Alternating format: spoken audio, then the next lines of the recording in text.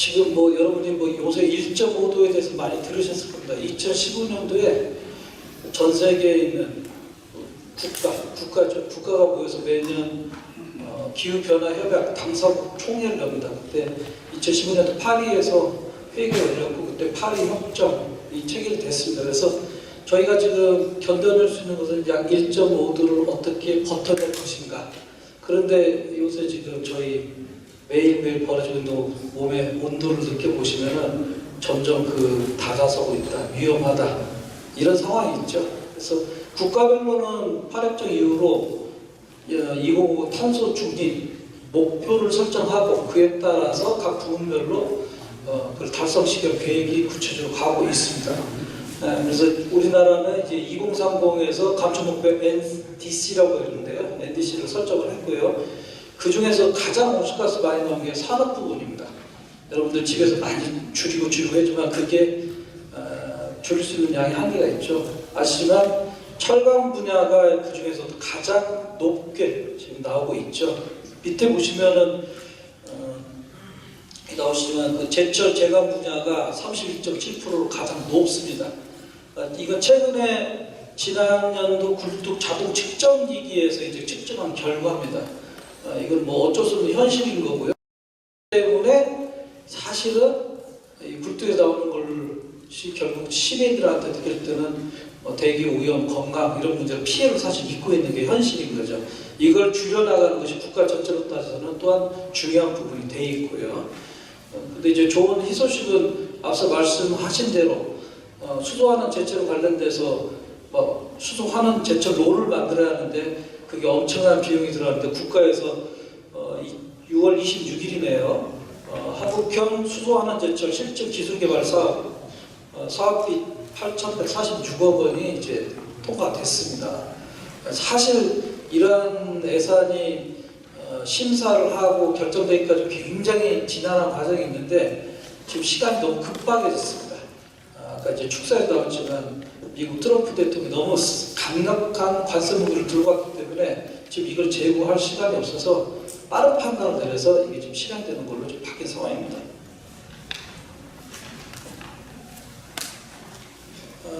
우리나라 2030 NDC 추진 현황을 보시면은 여기에 이제 전환부분, 산업부, 건설부분 다 부문별로 다 목표치가 있습니다. 목표치가 다 있고요.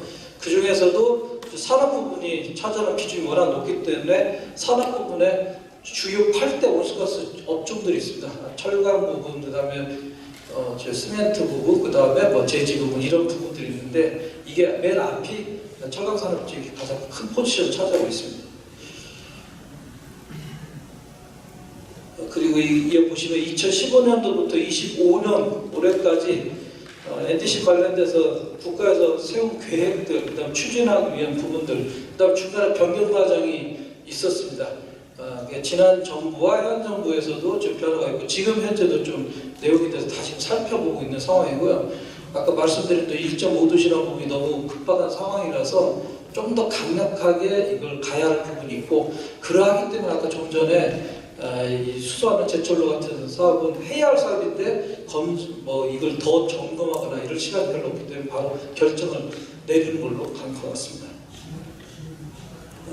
지금 보면은 국제적으로는 다 규제입니다. 아시겠지만 누군가가 규제를 하지 않는다면 기업에서 좀 만들면 되지라는 생각하죠. 우리나라 수출형 국가입니다. 수출형 국가이기 때문에 수출하는 나라들은 그거를 사들이는 쪽에서 규제가 들어오면은 그거에 대해서 어쩔 수 변할 수가 없어요. 가장 센 게 어디냐? 유럽은 굉장히 강력합니다. 강력합니다. 그래서 유럽에서 지금 탄소 국경 조정제도라는 게 지금 만들어져서 지금 시행하는 단계 바로 코앞에 있습니다. 그러니까 기업은 재빠르게 저 부분에 대해서 대응을 해야죠. 여기 언급하지 않았지만 사실 플라스틱 관련돼서 플라스틱 세금 제도가 들어갑니다. 대한민국은 아직 안 들어갔는데 그 부분도 변화가 옵니다. 그러니까 수출을 하려고 하는 대기업 입장에서는 수출이 안 되면 다 막히기 때문에 어쩔 수 없이 수출을 하기 위해서 그 규제에 대응해서 받아들여서 다른 그 대안들을 마련하는 좀 급격히 지금 변화가 있는 거죠. 그리고 미국에서도 청정경제법 지금 도입이 지금 통과 예정으로 되어 있고요. 이러한 무역장벽 때문에 이제 국내도 저기에 준하는 걸로 법과 제도가 이제 변화되는 상황으로 있어서 국내에서도 이 비슷한 내용으로 지금 법 제도하는 과정을 논의 중에 좀 있습니다. 그래서 부문별로 감축 내용도 보시면은 여러 가지지만 두 번째 산업 파트를 보시면은 온실가스가 가장 많이 배출되기 때문에 여기 관련된 기술, 그다음에 연료, 그다음 원료 이런 것들에 대한 전환 대안, 그다음에 이를 위해서 기업이 원활하게 하기 위해서는 자금, 그런 것들에 대한 투자에 대한 부담 경감 방안, 그다음 배출권 거래체. 우리나라에서 직접 배출을 못하고 감축하는데 제한이 있다면은 과거 녹색 성장할 때 아마 나왔던 것 같은데요. 해외 제3국가 같은 데 가서 저희가 태양광 시설 같은 거 만들어주고 거기서 배출권을 확보를 해서 그걸로 감축을 하고 이런 것들을 이제 혼합해서 저희가 감축하기 노력을 하고 지금 있는 거죠. 그런 것들이 부문별로 다 잡혀 있습니다. 이게 이제 탄소 중립을 다루기 위해서 핵심 기술을 확보하기 위해서는 어떻게 해야 하는가에 대해서 이제 R&D 관련 정책 추진 체계가 있고요. 그래서 녹색성장 기술 혁신 전략을 22년도 10월에 만들었고 거기에 100대 핵심 기술을 선정을 했습니다. 그 다음 년도에. 그리고 그 내용 쪽에 보시면은 아래 보시면은 철강, 석유화학, 시멘트 아까 말씀드린 팔도 온실가스 중 가장 선두 그룹에 해당되는 3대 업종에 관련돼서 이러한 부분을 전략적으로 달성시키지 못하면 우리는 위기에 처한다. 그래서 이에 대해서 우리가 자금을 국가 투여를 할 수밖에 없다. 기업도 당연히 해야지만 이런 계획들을 수립한 거고 그리고 옆에 보시면은 이제 100대 핵심 기술 선정 내용에 산업 파트에 역시 똑같이 나와 있죠. 철강, 석유화학, 시멘트, CCUS 일반 산업. CCUS는 뭐냐면은 탄소가 나오는데 이 탄소를 포집하는 기술입니다. 탄소를 포집을 해서 그걸 다 운반해서 처리를 해서 필요한 탄소를 쓰는 곳이 있고 그 다음에 그것을 어딘가 저장시키는 곳이 있고 이렇게 변화되는 것이 있습니다. 그래서 핵심 기술로 좀 분류가 되어 있습니다. 그리고 이제 산업을 저탄소로 완전 전환을 하기 위해서 정책적으로 정책을 어떻게 추진할 것인가 해서 산업전환 추진위원회가 만들어져 있고요. 그 밑에 실무 추진이 그다음 업종별 가장 이번에 항상 철강입니다. 철강, 시멘트, 석유화학, 정유 이 순위 그대로 유지되고 있습니다. 여전하게 그렇게 되어 있습니다. 가장 많은 온실가스 배출하기 때문에 저렇게 되어 있습니다. 그리고 이제 역시 온실가스 감축 주요 정책 과제로 보시면은 탄소 중립 핵심 기술 확보, 그다음에 아까 말씀드린 기업의 투자 부담이 굉장히 부담스럽죠. 굉장히 많은 돈을 쏟아부어야 하기 때문에 그걸 경감시켜서 정부가 어떤 식으로 돈을 투여를 할 것인가 해서 경감할 수 있는 세제가 있고 직접적인 현금 출연이 있을 거고 여러 가지 방안들을 준비하는 내용들이 있습니다. 그 다음에 아까 말씀드린 배출권 거래제 관련된 부분이 있습니다. 여기 보면 이제 맨 밑에 이제 거버넌스 및 측정 기관이 있습니다. 대부분 다 이제 저희가 의제 20일, 지방의제 20일 같은 걸 거버넌스를 많이 들었을 겁니다. 그런데 이제 기업에서도 역시 거버넌스, 그래서 요새 ESG를 달성한다 했을 때 ESG 내용 중에 기업이 ESG의 거버넌스 부분이 굉장히 중요하게 역할을 차지하고 있고요. 아까 말씀드린 저 모든 업종에 있어서 대표하는 기업들에 대해서는 다 ESG가 다 내용들이 다 들어가 있습니다. 탈탄소와 전자를 해서 철강 산업 글로벌 경쟁력 지수 확보라고 돼서 이거는 관계부처 전체에서 합동으로 마련된 기술 혁신 전략 로드맵에 나와 있는 내용입니다. 지금 첫 번째 보면 이제 고로 절로 원료 대체를 있습니다. 연료로 쓰이는 부분과 그다음에 원료로 쓰이는 부분 전체를 이제 바꾸는 거죠. 그다음에 이제 전기로 에너지 저감 부분이 있고요. 그다음에 이제 수소 환원 제철 자체가 있고, 그다음에 하궁정 연료 전환이 있고, 그다음에 이제 부산물 재활용이 있습니다. 지금 저희가 주로 보는 것은 이쪽에서 세 번째는 수소 환원 제철에 대한 얘기를 하는데요. 결국 이 수소 환원 제철 얘기를 꺼내게 되면은 두 번째는 전기를 훨씬 더 많이 쓸 수밖에 없는 상황이 발생하고 그 많이 쓰게 되는데 그렇게 많이 쓰게 되면 당연히 연료에 대한 얘기를 다시금 볼 수밖에 없습니다. 그리고 이게 나눠진 거지만 결국 하나로 보면서 뒤에서 접근할 수밖에 밖에 없습니다. 네, 이거 이제 다시 표로 완성됩니다. 다시 넘어가겠고요.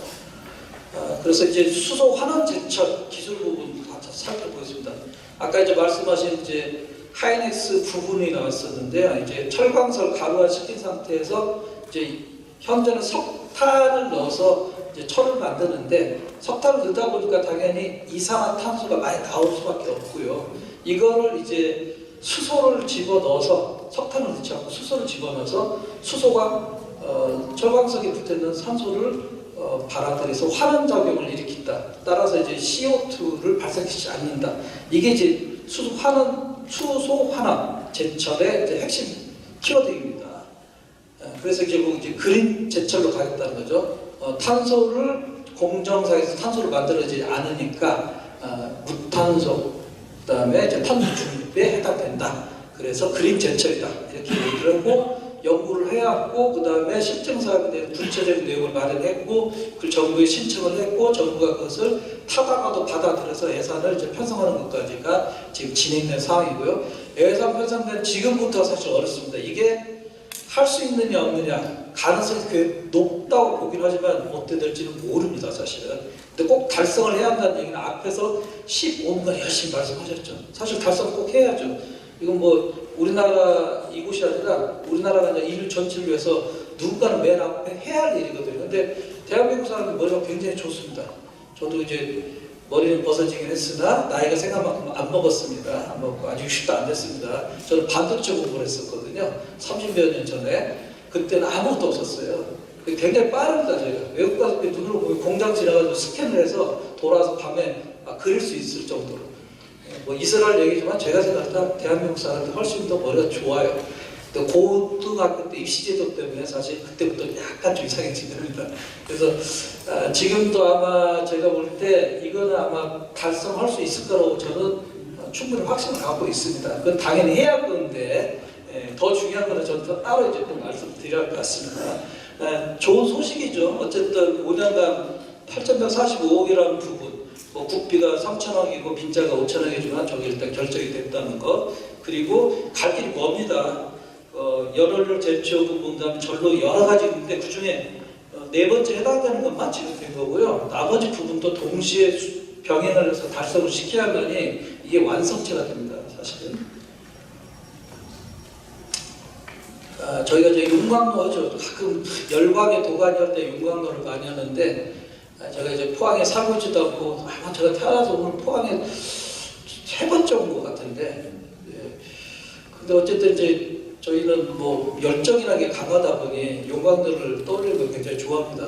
좋은 거죠. 뭔가 새로운 걸 하고 도전하고 그리고 거기서 이제 이루어졌을 때 희열을 느끼고 그때 용광로를 연상시키고 근데 그 용광로를 아까 석탄을 집어넣는 용광로에서 이제는 석탄을 집어넣지 않고 철강산 그대로인데 수도를 집어넣어서 탄소를 안 만들어내는 용광로로 바꾸는 거죠. 그래서 지금 현재 구조가 완전 다르게 되죠. 이게 구조가 다르면 그래서 수소하는 제철로를 새롭게 만드는 과정이 이제 굉장히 어려운 과정입니다. 뭐 진짜 단 1mm의 오차, 뭐 일체 오차가 발생했을 때 이게 사건 사고로 이어질 수 있는 굉장히 위험한 건데 그런 것을 이제 실험을 통해서 그 다음에 그래서 시제품까지 만드는 과정이 그 앞에 과정일 거고 상용화 가는 과정까지 또 시간이 또 걸립니다. 자 그리고 이제 여기 보시면 이제 화석연료 대신 수소를 이제 사용한다는 거, 그래서 환원도가 핵심이라는 거, 그다음에 이제 철광석 부분에서 이제 그 고온도로 이제 수소가 단순히 환원만 시키는 게 아니라 에너지 역할도 하기 때문에 안에가 이제 화학적인 여러 가지 작용도 일어나게 되죠. 그렇지만 어쨌든 이런 걸로 가기 위해서는 전기가 이제 전보다 더 많이 들어갑니다. 전기가 훨씬 많이 들어갑니다.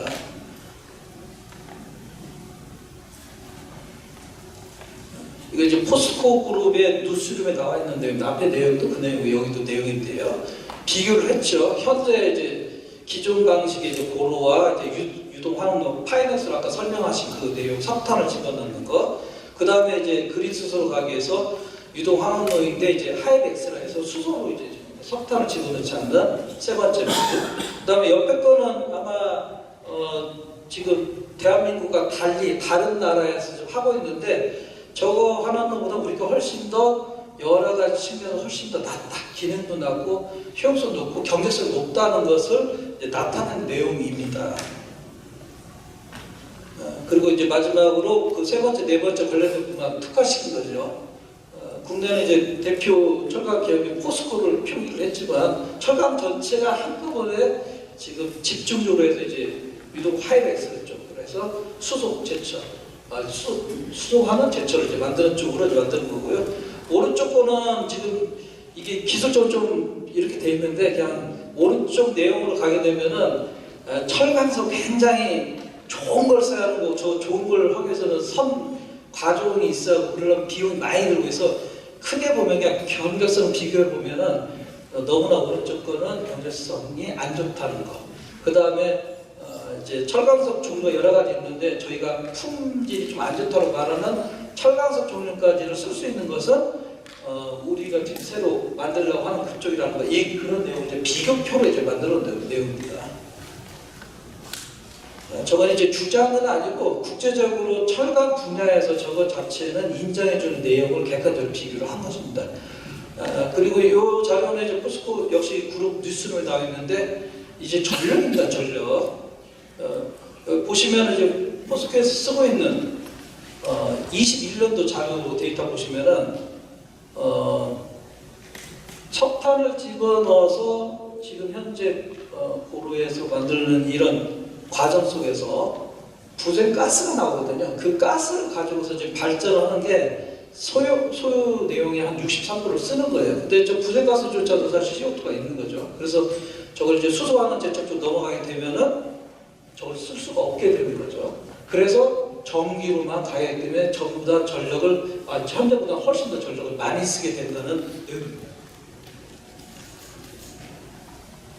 그 표도 역시 나와 있습니다. 이런 식으로 많이 들어가는 내용이고요. 그래서 이제 저희가 이제 알리백을 하자고 얘기를 했는데 알리백 하면은 재생에너지 이제 100이라는 걸로 가는데 재생에너지 파트에서 또 주로 뭐는 재생에너지 발전으로 명확히 보셔야 돼요. 태양광 발전, 풍력 발전. 이게 전기를 만들어내는 쪽에 관련된 게 주내용이고요. 알리백을 처음 주창했던 거는 민간에서 했는데 거기서 내용상 보면 바이오가스가 한 파트 더 있습니다. 아까 부생가스는 화석연료에서 만드는데 저희가 말하는 바이오가스 같은 경우는 저희가 이제 먹은 음식물, 그다음에 분뇨 이런 걸 가지고서 이걸 발효시키게 되면 바이오가스가 나옵니다. 그런 거는 알리백에 해당이 됩니다. 그렇다면은 첫 번째와 두 번째 태양광 풍력 발전을 만든 전기를 갖고서 지금 그린수를 만들 때는 현재 경제성이 좀 안 나옵니다. 근데 바이오가스를 우리 음식이라든지 분뇨를 가지고 만든다면 처리비가 앞단에 쓰기 때문에 경제적으로는 현재 훨씬 유리한 고지가 있습니다. 비록 소량이지만 우리는 현재 이게 배출되면서 문제화되는 것들이 여기서는 바이오 수소람 형태로 갈 수가 있거든요. 그래서 이거는 우리한테 이제 숙제로 한번 접근해 볼 필요가 있는 부분입니다. 이거 아리백의 이행 나와 있습니다. 직접 전력을 만들어서 판매하는 거. 요새 뭐 PPA 제도라든지 많이 변화가 있어서 과거 많이 바뀌었고 가장 많이 하는 게 이제 알리시 구매 쪽입니다. 여기 계신 분들이 집에서 뭐 밥솥으로 3kg짜리 만든다거나 5분 이상의 협동조합을 만드셔서 조그맣게 10kg짜리 만든다거나 해서 내가 재생에너지 태양광 발전을 했다. 그랬을 때는 이 가중치 알리시를 획득을 하고 그 획득된 거를 지금 포스코 이런 데서 이제 다 알리시 저걸 구매를 할게. 그러면 이제 감축에 대한 부분과 접근할 수 있는 거. 이 제도가 되게 여러 가지 형태로 되어 있죠. 지금 현재 발전소에다가 태양광을 넣는다가 아니라 시민들이 뭔가를 해서 만들고 그거를 구매를 하니까 시민들 쪽에서 돈이 생기죠. 그리고 그걸 배당을 줄 수가 있고. 그래서 이 제도가 다양화됐기 때문에 활용하는 방안이 저한테 숙제로 이제 다가설 부분입니다. 그래서 저희 이제 포항시 거 이번에 알리백 정책 수립에서 그 탄소 중립 녹색성장 기본계획 얼마 전에 나와 있는 자료를 봤죠. 쭉 보니까 타이틀이 굉장히 좋습니다. 시민과 함께 만드는 탄소 중립 경기도시 포항 넷제로를 가서 45% 가겠다. 근데 이거를 좀 확장시켜서 현재 우리가 지금 말하는 제철소에서 필요한 그 전기량을 우리 포항시가 시민과 함께해서 어느 정도를 담보해낼 수 있겠다. 이런 건 좀 별도로 하나 좀 더 가는 방향으로 보완을 해야 한다 이런 생각을 갖고서 좀 들여다봤습니다.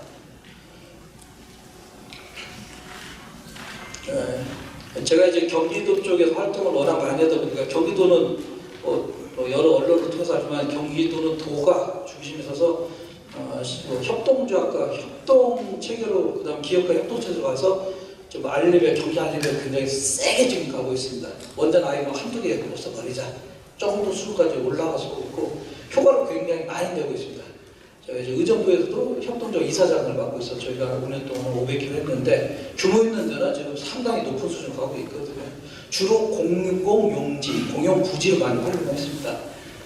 그러니까 뭐 이미 주차장 같은 데는 개활지인데 그곳에서 발전소 만들면 비가 오거나 눈이 올 때도 밑에 있는 차량 부분에 좀 도움이 되는 거고 그러면서 저희가 햇볕을 만들기 때문에 저기 태양광도 많이 만드는 발전도 많이 될 수가 있고 그다음에 또한 가중치도 굉장히 이익이 돼서 협동조합만 그걸 활용해서 했을 때는 수익 부분이 굉장히 좋습니다. 수익도가. 그래서 이런 부분은 잘하는 것을 보고 우리 지역 실정에 맞게 벤치마킹을 정확히 해주는 게 좋거든요. 그래서 예시형도 넣어놨습니다. 자, 이게 이제 좀 고민거리예요. 이제 다루지 않는 문제지만 이제 수소하는 제철 로를 새로 만들면 새 라인을 깔아야 하니까 땅을 좀 크게 넓적하게 만들면 좋겠다 해서 매리매기가 지금 나오고 있어서 갈등 문제가 지금 발생했거든요. 근데 앞에처럼 시와 시민과 같이 협력을 해보려고 하면은 이 문제는 서로 좀 협의지 좀 찾아내야 한다. 그래야 서로 신뢰가 쌓이거든요. 그래서 이 부분은 어쨌든 좀 다르고 지역경제 활성화 측면하고 해양 보전이라는 여러 가지를 놓고서 그렇게 크게 매립하든지 내부의 부지를 최대한 활용할지 아니면 전국 기준에서 조금만 어떻게 할지 이런 것들은 상호 존중 속에서 좀 찾아볼 부분 분명히 다른 부분 하나고요. 그 다음에 이제 아까 말씀드린 수소 대량으로 수소를 써야 하는데 이 수소를 어떻게 확보할 것인가. 현재 갖고 있는 계획들은 천연가스로 와서 그걸 개질해서 쓰는데 그것도 역시 화석연료를 쓰는 거예요. 뭐 석탄에서 이제 CO2 많이 나오나 화석연료를 쓰는 거나 중요한 것은 탄소 중립의 핵심은 화석연료를 쓰지 않는 겁니다. 따라서 그렇게 만들지 않고서 수소 어떻게 만들 거냐. 아까 제가 설명드린 우리가 자연에서 만들어진 바이오 수소 형태를 찾아가는 노력 그게 뭐 다는 아니지만 그런 노력 속에서 시간을 벌어내고 그래서 아까 말씀드린 그린 수소를 경제성 담보하는 데는 기술적 발전하는 시간이 좀 소요가 됩니다. 그 시간을 이제 며칠치 좀 찾아내도록 할 부분이 있다는 거죠. 그리고 제가 그래서 이제 포항시의 음식물 쓰레기를 통해서 바이오수를 얼마나 만들까 수치 한번 찾아냈어요. 굉장히 미량이에요. 그런데 그게 어디예요? 그다음 인근 도시도 역시 형편이 좋은 거죠. 그다음에 이제 현재 아까 같이 온실가스가 많이 나온다지만 그건 동시에 다양한 대기 오염 물질이 많이 나온다는 걸 뜻합니다. 그래서 현재 나오고 있는 미세먼지 많이 나오는 것이 어찌 보면 결국 시민들한테 피해를 오는데 그 부분은 이런 수소하는 제철과 상관없이 기업이 노력해서 그 저감할 수 있는 장치를 빨리 도입해서 안에서 일하시는 아까 노조에서 오셨는데 저분들도 그렇고 시민들한테도 그 건강이라든지 위해 요인을 줄여주는 것 이거 시급히 도입해야 할 부분 요것까지 생각을 해봤습니다. 여기까지 저 준비됩니다. 감사합니다.